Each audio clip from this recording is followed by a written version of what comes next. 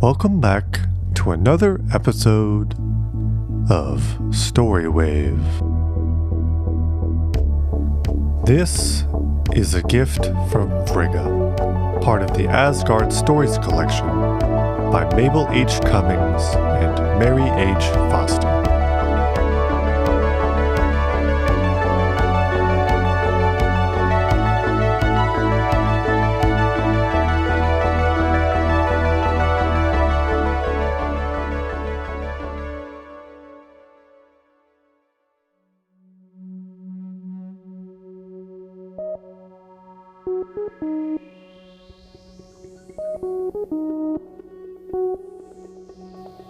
Long years ago, there lived a peasant and his wife who led a quiet, busy life on their little farm at the foot of a mountain.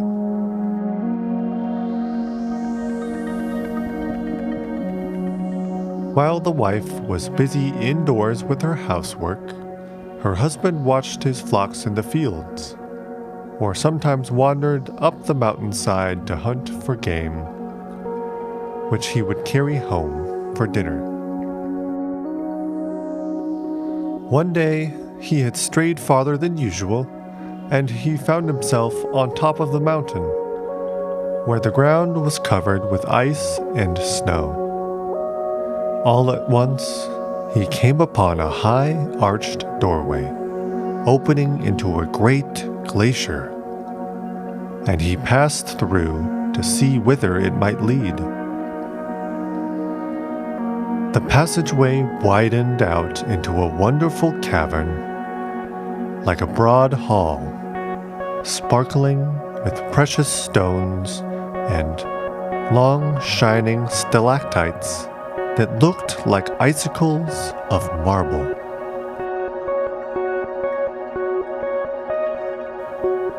In the midst stood a beautiful goddess, surrounded by fair maidens, all dressed in silvery robes and crowned with flowers.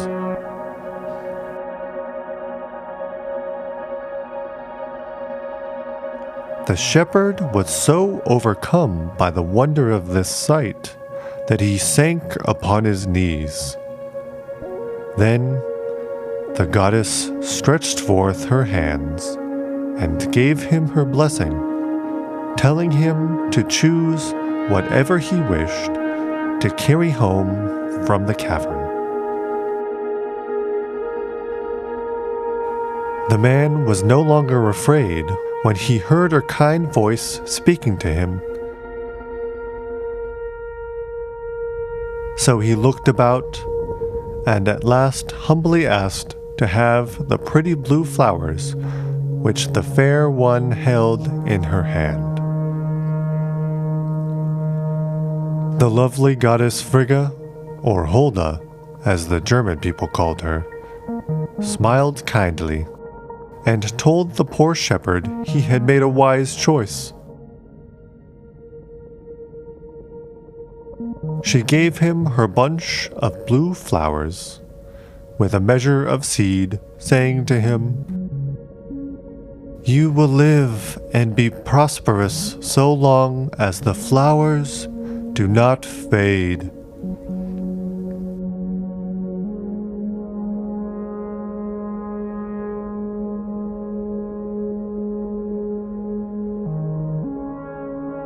The peasant bowed thankfully before the goddess, and when he rose, she had vanished, and he was alone on the mountainside, just as usual, with no cavern, no sparkling stones, and no fair maidens to be seen. If it had not been for the pretty blue flowers and the measure of seed in his hand, he would have thought it all a dream.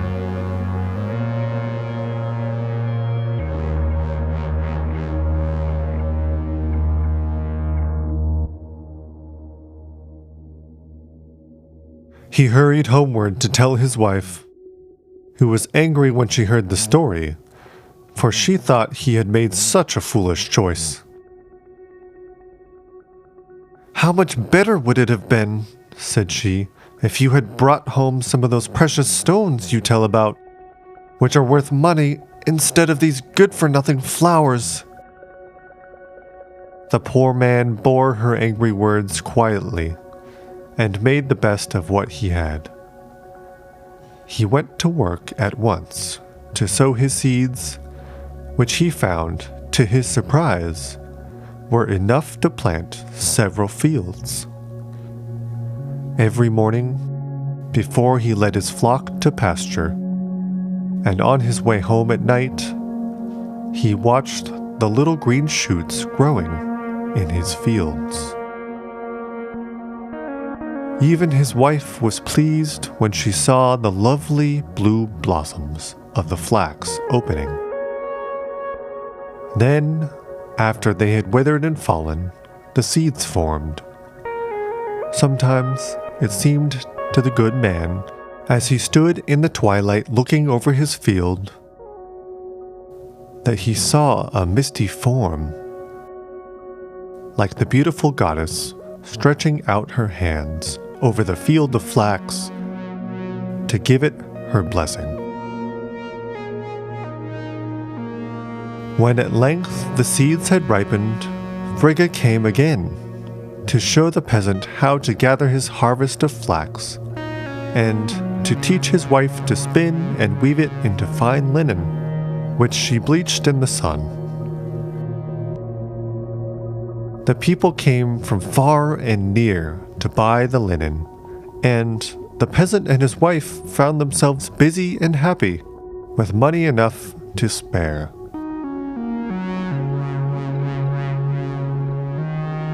When they had lived many years, and were growing old among their children and grandchildren, the peasant noticed one day that the bunch of blue flowers, given to him so many years before, and which had always kept bright, were beginning to fade. Then he knew he had not much longer to stay.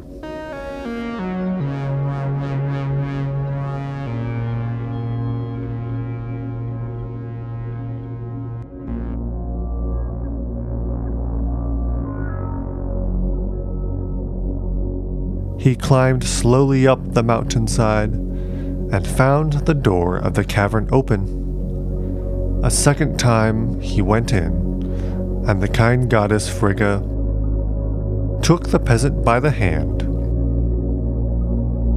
and led him away to stay with her, where she always took care of him.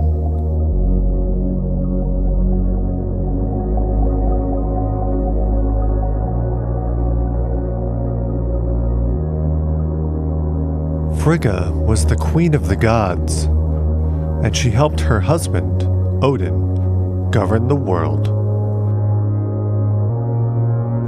It was her part to look after the children and help the mothers take care of their families.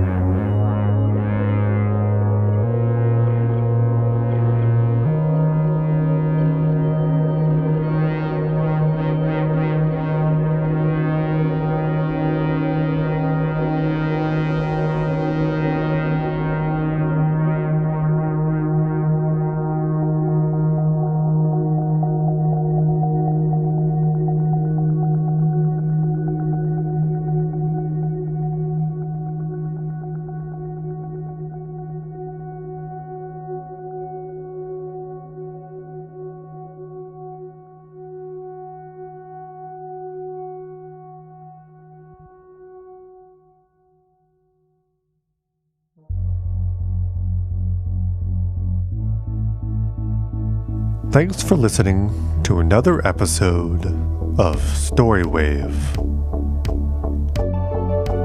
Tune in next week for the stealing of Iduna.